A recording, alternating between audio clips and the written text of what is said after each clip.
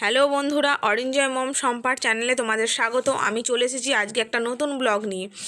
আজ আমি দেখো চলে এসেছি জয়রামবাটিতে শ্রী শ্রী মা সারদা কাননে। তো তোমরা যদি জয়রামবাটি আসো তাহলে অবশ্যই এই জায়গাটা ঘুরে যেও। আশা করি তোমাদের খুব ভালো লাগবে। চলো তোমাদের সাথে এটা শেয়ার করে নিই। দেখো ভেতরে কি কি আছে তোমাদের সবই দেখাবো। আশা করি ব্লগটা খুব ভালো লাগবে। যদি ভালো লাগে থাকে অবশ্যই আমার চ্যানেলটিকে সাবস্ক্রাইব করবে, লাইক করবে, শেয়ার করবে ও কমেন্ট করে জানিও তোমাদের ব্লগটা কেমন লাগলো। চলো দেখো ঢুকছি।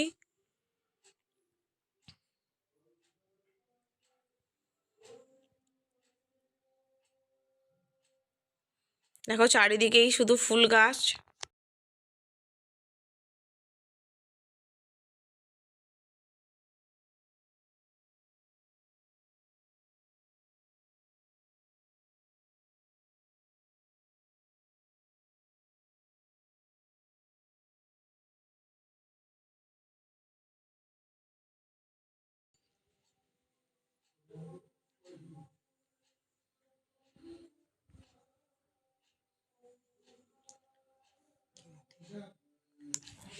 এটা আমোদর নদীর ধারে। আর আমোদর নদীতে তো মা সারদা স্নান করতে আসতো তার ভাই বোনেদের নিয়ে। অনেক কিছুই আছে, অনেকেই তোমরা জানো।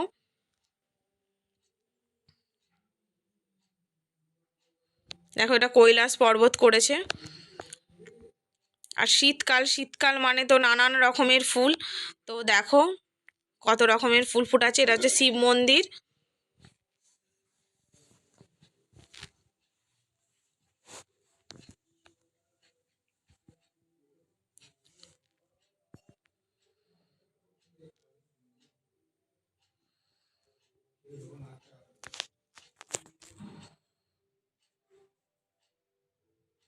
দেখো গাঁদা ফুল ফুটেছে।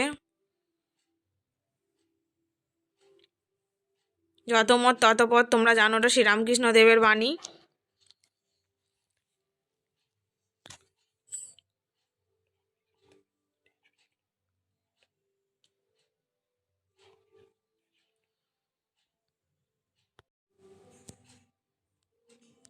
চলো এবার দেখাই এখানেতে হচ্ছে মা সারদা দেবীর জীবন কাহিনী ছোট ছোট করে বর্ণিত করা আছে।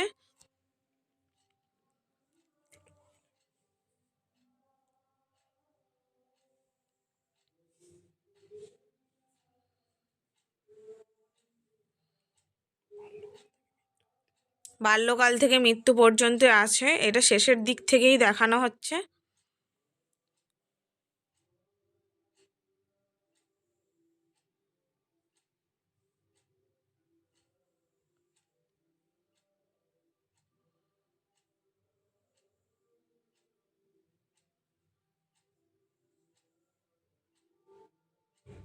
এই যে শ্রী শ্রী মা আমোদরে তীরে স্নান করতে আসতো ভাই বোনেদের নিয়ে।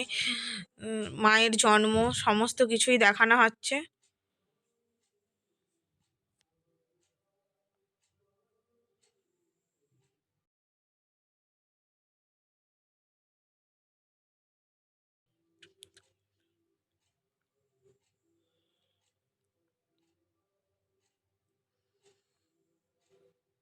দেখো চারিদিকেই শুধু সবুজ আর সবুজ।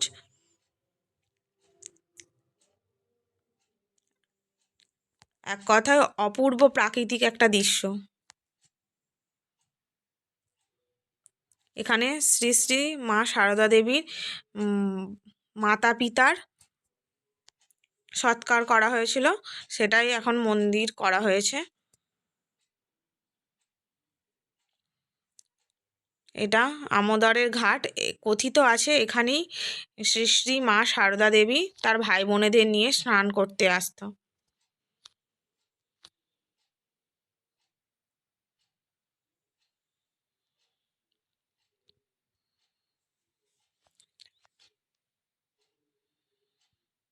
এখানে সেই চিত্রই দেখানো হয়েছে, ভাই বোনেদের স্নান করানোর চিত্র। চলো এবার যাই মায়ের বাগানে।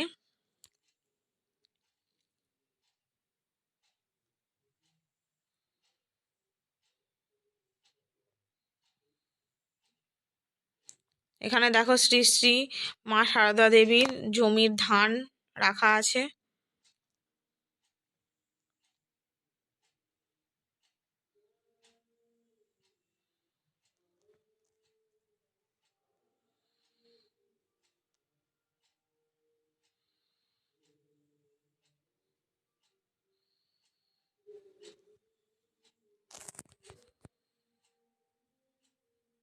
এই যে চারিদিকে দেখতেই পাচ্ছ বাগান, অনেক ফলের গাছ আছে এখানে।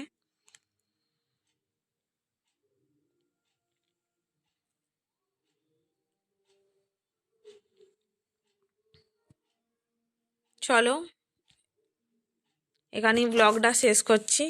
আশা করি তোমাদের ব্লগটা খুব ভালো লাগবে। যদি ভালো লেগে থাকে তাহলে অবশ্যই কমেন্ট করে কিন্তু জানিও। টাটা।